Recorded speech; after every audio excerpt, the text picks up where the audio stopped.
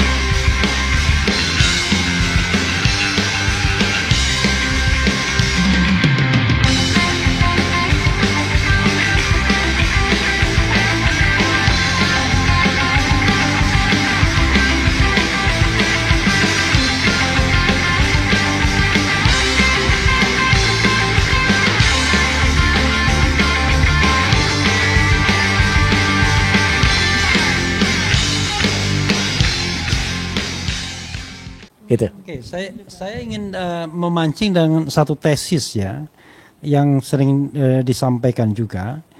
Apakah benar? Bukan benar ya, masuk akal tidak? Ada yang mengatakan misalnya Jokowi ini sebenarnya panik, limbung dia, mau tumbang, terutama ketika KPU akhirnya mengeluarkan ijazah dia yang digunakan untuk pendaftaran, karena KPU pun kepepet. Kalau dia tidak keluarkan, ya dia kena Undang-Undang Kearsipan dan Undang-Undang Keterbukaan Informasi Publik karena tidak lagi sebagai informasi yang dikecualikan karena berhubungan jabatan publik. Karena itulah dia menemui Prabowo untuk menagih komitmen Prabowo atau barangkali sekarang udah merengek komitmen Prabowo dalam melindungi dia, dan ini tidak selegowo sehebat sebelumnya di mana Prabowo yang datang. Kemudian dia yang mendatangi. Lalu sebagai langkah paniknya adalah mendesak-desak agar RRT segera ditangkap, ditahan dan lain sebagainya. Itu kan logika yang berkembang. Silakan dokter. Ya, ini saya nyambung kepada peribahasa Jepang itu. Jadi ibarat kata jerami ya, yang mau coba diraih-raih sama Joko Widodo yang mau tenggelam ini, Presiden Prabowo ini jerami emas, gitu kan. Ya kan, jerami emas karena keadaan sudah berbalik 180 derajat. Bahkan ini bukan lagi cuma soal pertemanan datang, dan kemudian yang menarik ya, ini dari sisi perilaku. Presiden Prabowo sebagai presiden itu kan punya hak, privilege untuk menerima tamu, apalagi ini mantan presiden, di istana kan. Tapi ditemuinya di rumah, ya kan? Ditemuinya di rumah dan dalam keadaan yang open gitu ya, artinya kita bisa melihat suasana yang terjadi pada pertemuan mereka berdua, dan harap diketahui oleh masyarakat bahwa sesuatu ya, informasi itu jauh lebih banyak dan jauh lebih akurat ya dari perilaku dibanding dari sekedar kata-kata ya. Jadi suasana batin, narasi-narasi yang tidak terucapkan, bahasa tubuh, bahasa wajah ya, itu justru memberikan informasi yang jauh lebih banyak dibandingkan dengan sekedar kata-kata, sekedar verbal yang normatif sifatnya. Ya, nah mungkin saya melihat, mungkin Presiden Prabowo sudah dapat bocoran buku Jokowi White Paper, Mas. Karena di situ kan saya ulas tentang neuroscience perilaku ya, bahwa wajah ini adalah sebuah dokumen yang tidak bisa berbohong gitu ya. Justru dengan bagaimana Presiden Prabowo itu menerima Joko Widodo, Pak Joko Widodo ini di rumah beliau, di rumah pribadi beliau, maka publik diminta untuk melihat dengan seksama apa bahasa tubuh, apa bahasa wajah yang muncul pada pertemuan itu. Dan ini kita belajar, dan saya harapkan juga masyarakat juga bisa dengan mudah belajar melalui buku Jokowi White Paper ya, karena ada banyak bab yang saya tulis tentang hal itu. Nah, jadi sebenarnya pertemuan Pak Joko Widodo di Rumah Kartanegara di tanggal 4 Oktober 2025 itu bukan pertemuan pertemanan, tapi itu adalah sebuah manuver penyelamatan.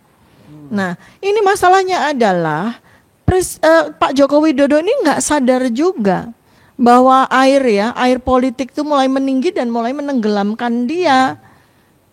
Dalam posisi itu, ya, dia bagaikan orang tenggelam dan dia berharap bahwa Presiden Prabowo akan menyelamatkan. Ya, tidak mungkin.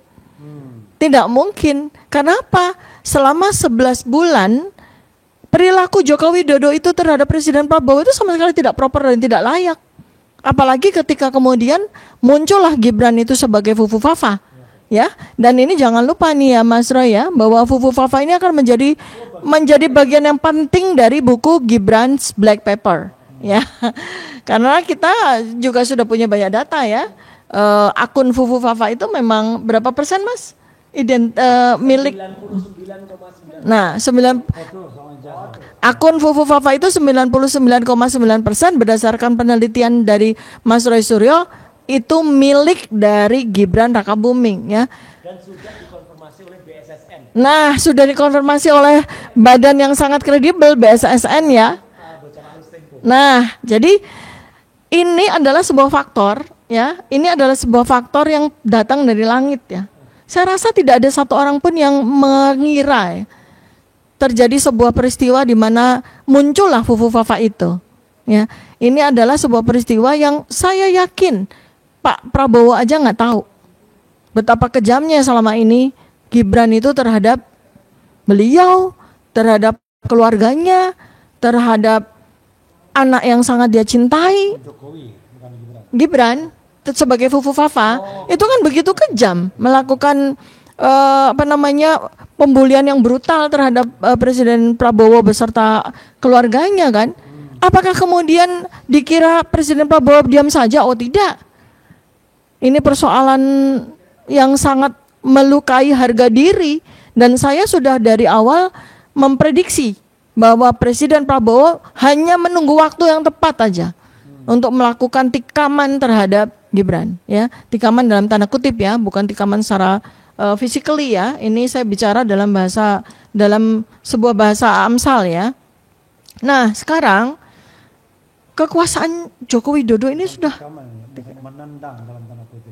Sama ya, menikah menendang. Menekan dari belakang. Kalau menendang, Oh ya, menikah ya sudah. Menendang boleh deh. Jadi kekuasaan Joko Widodo ini seperti api kecil yang udah mulai padam. Udah nggak ada lagi energinya dan itu terjadi secara alamiah, apalagi ditambah dengan perilaku Joko Widodo yang dulu mungkin orang masih banyak percaya dengan kebohongannya ya. Tapi kan semakin hari semakin terbuka. Satu kebohongan terbuka sehingga mungkin hanya termul saja ya. Sisa dari penduduk Indonesia yang masih percaya sama Joko Widodo ya. Itu ya. Jadi ini yang penting, pelajaran yang penting kita saksikan bersama bahwa kebenaran itu akan selalu menemukan jalannya. Tidak ada angkara murka, tidak ada sebuah kejahatan itu akan berlangsung secara langgeng. Yang langgeng itu adalah kebenaran dan kebaikan ya. Yang kita tidak pernah lihat itu dari sosok seorang Joko Widodo. Dan saya kasih underline yang tebal ya, bahwa sebetulnya Gibran ini hanyalah tameng dari Joko Widodo.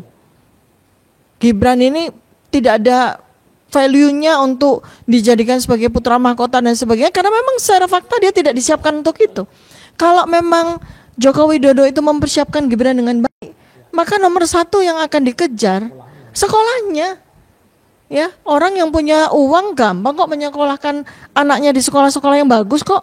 Mulai dari SD, SMP, SMA, kuliah bisa kok. Tidak punya kognitif yang cukup pun bisa kok dipaksakan, asalkan sekolah-sekolah yang dipilihkan untuk Gibran itu sekolah-sekolah yang baik. Tapi kalau kita lihat riwayat pendidikan yang sudah kita mulai kuliti ya Mas, secara ilmiah loh ini ya, bukan secara ngawur ya, secara dengan metodologi ilmiah kita bisa lihat betapa amburadulnya riwayat pendidikan Gibran ini. Artinya apa? Artinya memang Gibran tidak disiapkan dengan baik oleh Pak Jokowi untuk kemudian menjadi suksesornya dia. Jadi ini by accident aja. Karena ya tameng yang menurut Joko Widodo efektif untuk menjadi perlindungan dia anaknya sendiri gitu loh. Itu ya. Itu pendapat saya. Iya, tadi saya lupa saya sebenarnya faktor Jokowi menemui Prabowo. Tadi saya katakan faktor ijazah KPU ya. Bisa jadi karena sudah cetol welo-welo kan. Tapi ada faktor eskalasi yang meningkat tentang ijazah Gibran. Karena ini hal yang lebih faktual dan punya imbas langsung terhadap kemungkinan impeachment atau pemberhentian. Mas Roy, tambahkan. Ya. Jadi sebenarnya makin menarik ya. Sementara itu nanti akan menunggu untuk kita tulis detail dalam buku Gibran Black Paper. Temuan-temuan terus muncul ya. Terakhir adalah bagaimana kemudian seorang profesor dari Nanyang Technology University ya NTS di Singapura ya itu kemudian menyampaikan bahwa pendidikan di Singapura itu memang berbeda ya NTS ya NTKTS itu kan ya enggak tahu kok tanya saya gitu. Nah itu profesor itu mengatakan bahwa yang ada di pendidikan Singapura itu memang beda karena mereka menggunakan kurikulum Cambridge ya, bukan kurikulum US seperti yang ada di Indonesia. Kemudian kan SMP dan SMA-nya mereka menjadi satu. Dan yang namanya secondary school itu adalah SMP plus 1 tahun. Yaitu setara dengan SMA. Ya, artinya apa? Artinya 4 tahun itu SMP-nya 3 tahun setahun. Dan itu kemudian munculnya di situ adalah hasil akhirnya adalah O level, ordinary level. Tidak bisa langsung masuk perguruan tinggi ya karena kalau mau masuk mereka harus naik lagi menjadi A level atau A level ya gitu. Artinya beda gitu loh. Nah, apa yang dilakukan oleh Gibran itu berusaha mensiasati, ini mengakali ya karena dia sebenarnya masuk Orchard Park Secondary School itu ya SMP, kemudian plus tahun, kemudian dia berusaha mencari ya yang mau diakukan sebagai SMA-nya adalah ketika dia mengikuti yang namanya INSERS UTS.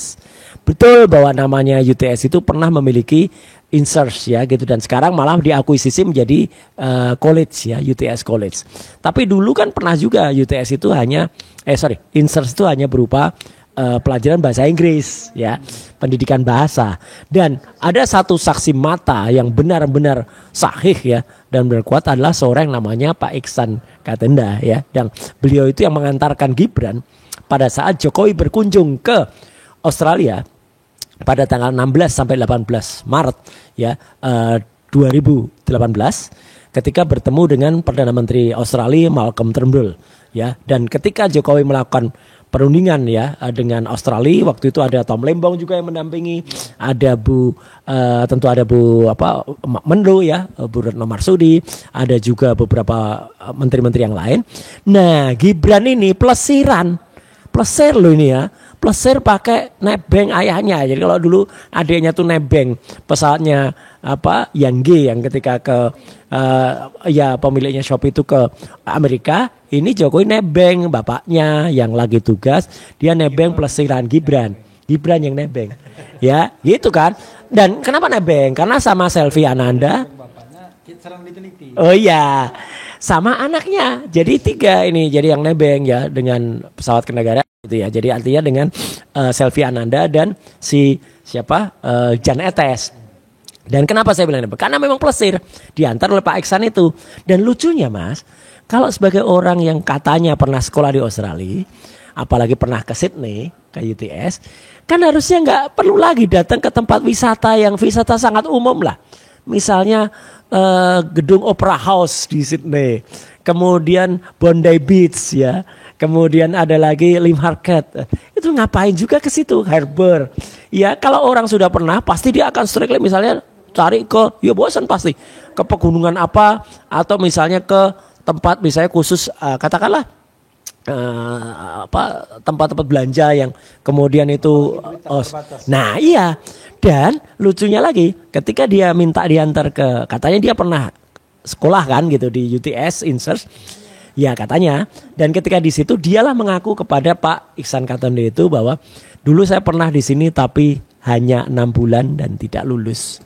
Dah itu jelas banget tuh statement itu disampaikan. Nah jadi ini makin menarik pendidikannya. Kalau begitu maka kita akan pertanyakan kepada Kementerian Pendidikan Dasar Menengah, kenapa bisa mengeluarkan surat yang sudah sering kita tampilkan ya di RH Channel, yang itu ada surat penyetaraan. Satu, surat itu hanya surat keterangan, harusnya surat keputusan.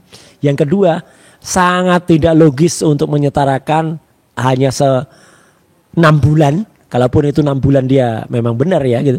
6 bulan di UTS Insert itu disetarakan dengan SMK yang lama, kemudian SMK itu ada atau disetarakan dengan kelas 12 ya. Jadi ini makin banyak terbuka nanti pendidikannya, dan nanti kalau dia memang benar tidak memiliki SMA, Mas. Satu yang pernah terjadi sebagai jurisprudensi atau presiden adalah seorang caleg PSI ini kebetulan yang berasal dari Surabaya, yang dia sudah punya sekolah sampai ke Amerika, tapi karena dia nggak punya ijazah SMA ya gugur. Karena pasal Undang-Undang Nomor 7 tahun 2017 syaratnya adalah SMA, SMK, AMA atau yang sederajat. Gitu Mas. Oke. Ya, jadi ini sebagai rangkaian dari kita sudah berencana ya Mas Roy ya untuk bedah buku di 100 kota. Jadi Medan insya Allah akan menjadi kota yang kesekian. Ini saya belum ngitung ya statistiknya. Jadi Medan menjadi kota yang kesekian setelah kemarin kita roadshow dari Solo kemudian ke Malang ya, kemudian ini Medan. Dan ini adalah bukan hanya sekedar bedah buku, tapi ternyata kita ditunggu oleh tokoh-tokoh Sumatera Utara, Mas, untuk berdiskusi dengan kita, para akademisi, para ulama, tokoh-tokoh masyarakat itu sudah menunggu kita di Medan ya. Dan bukan hanya kota Medan sendiri, Sumatera Utara, dari berbagai kota dan kabupaten yang ada di Sumatera Utara. Alhamdulillah, jadi kami diterima dengan baik dan mudah-mudahan tidak ada aral melintang, tidak ada hambatan, semua berjalan dengan lancar karena yang kita lakukan ya termasuk di Medan ini adalah mensosialisasikan kebenaran, mensosialisasikan keterbukaan fakta ya. Jadi kita tidak melangkah membuat buku Jokowi's White Paper itu dengan kebencian seperti yang selama ini suka disampaikan, didengung-dengungkan oleh para termul, bukan. Kita ini membuka fakta berdasarkan metodologi riset ya, berdasarkan metodologi penelitian. Dan inilah sebetulnya sebuah tragedi bagi Joko Widodo dan keluarganya. Kenapa? Karena sekarang ini ya dia seakan-akan sedang berlari dikejar oleh kebenaran dan dia nggak tahu bahwa ini adalah sesuatu yang tidak bisa dihentikan. Jadi ada sebuah pepatah Buddha gitu ya, filsafat Jepang itu mengatakan bahwa segala sebab inga oho. Segala sebab akan memanggil akibatnya sendiri. Nah, jadi Jokowi ini sedang mengalami itu. Pengejaran RRT terhadap riwayat pendidikan Gibran ya, kemudian terkuaknya kepalsuan dengan KPU sendiri sudah menyampaikan tentang ijazah apa yang digunakan oleh Joko Widodo untuk maju presiden, dan kita melihat di situ ya bahwa memang betul justru menandiskan, menambah lengkapi temuan kita ya bahwa ijazah Jokowi memang ijazah yang 99,9% palsu. Jadi ini sebetulnya semua adalah ibarat kata hukum tabur tuai ya. Jadi adalah rangkaian sebab yang sebetulnya ia tabur sendiri. Kemudian ini yang bisa saya sampaikan kepada Sobat RH semuanya, sahabat-sahabat seluruh Indonesia, sebangsa dan setanah air ya. Jadi terakhir dari saya bahwa ketika kebenaran telah bangkit, bahkan kaisar pun harus menunduk di hadapan cahaya kebenaran itu. Terima kasih. Assalamualaikum warahmatullahi wabarakatuh. Waalaikumsalam warahmatullahi wabarakatuh. Yang kita hadapi ini kaisar benar memang. Ya, saudara sekalian, itu tadi update terbaru ya mengenai Roy melaporkan, Roy dilaporkan. Dan juga ada bedah buku atau diskusi buku Jokowi's White Paper di Medan besok ya, silakan warga Medan. Kemudian ada juga nanti mudah-mudahan November kita bisa meluncurkan Gibran's Black Paper ya. Jadi ada 2 papers yang kemudian akan terus disosialisasikan dan diinformasikan ke publik sebagai bagian dari hak untuk menyampaikan pendapat atau menyatakan pendapat dan memperoleh informasi yang tidak dikerjakan oleh rezim Jokowi kan gitu. Itu saja saudara sekalian, saya kebetulan sudah datang tamu dari Yakin, Yayasan Konstitusi Indonesia yang menang gugatan di Komisi Informasi, tetapi tidak juga dipenuhi apa yang diputuskan. Wassalamualaikum warahmatullahi wabarakatuh. Keren, cerdas.